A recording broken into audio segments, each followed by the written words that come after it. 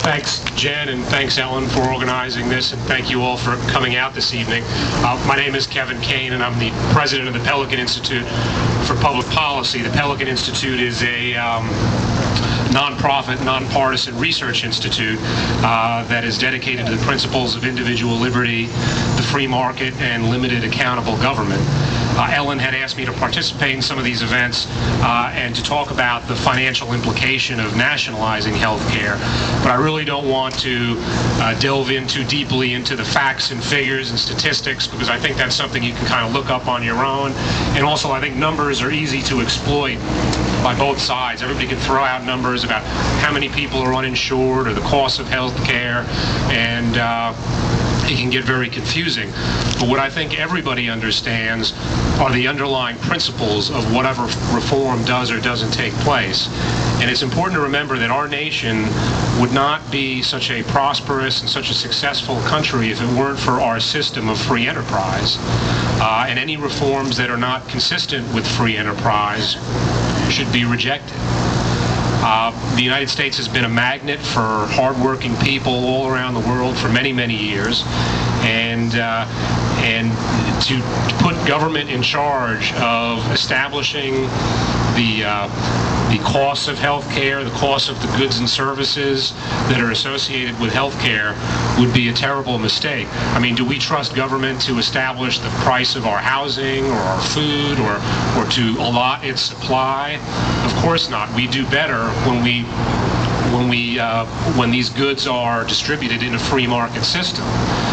We have affordable food and affordable housing. We live a much higher quality of life than really look back to say the world our grandparents lived in.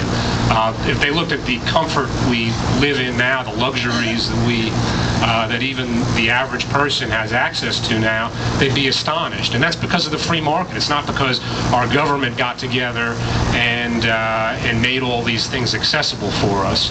So I think it's important for us to remember that.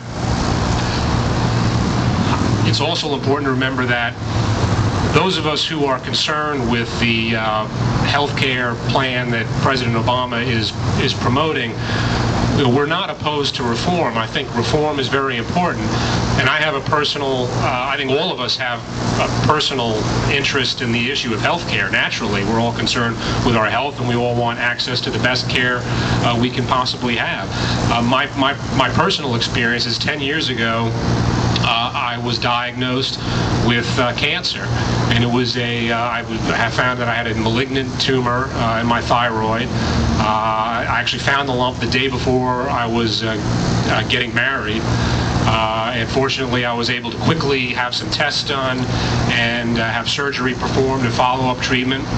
And I was successfully treated, and so I can testify to the great quality of our medical care and the great doctors that are out there.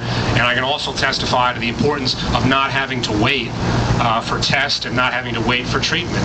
I was fortunate in that my cancer had not gotten into my lymph nodes and spread through my system, but it had been there, the doctor said, for probably a few years, had been growing. And if it hadn't been taken care of right away, it could have been a lot worse. So I know that all of you agree that we need a system that allows us to have immediate access to our doctors, which many of the other nations don't have. And it's also important that we have access to a wide range of insurance policies. People on the left will sometimes argue that, well, the free market in healthcare is not working. But there's not a free market in healthcare. We don't have the ability to go out there and shop for a wide range of insurance policies because the government has limited the range of policies that are available to us, and that's a big problem. That has made it impossible for many of us to afford health insurance because there's no lower end there. There's no low-priced entry point for those of us who want a basic insurance policy. I mean, a 60-year-old guy who wants to go out and buy health insurance almost has to, he's has to buy a policy that pays for in vitro fertilization. Or in some cases, chiropractic treatments or massage or acupuncture. Now, it's great if you want a policy that covers for those things and you can afford it, then that's what you should get. But for somebody who doesn't want those things and can't afford it, shouldn't be forced to buy them. So the government has denied us a free market in these in insurance policies.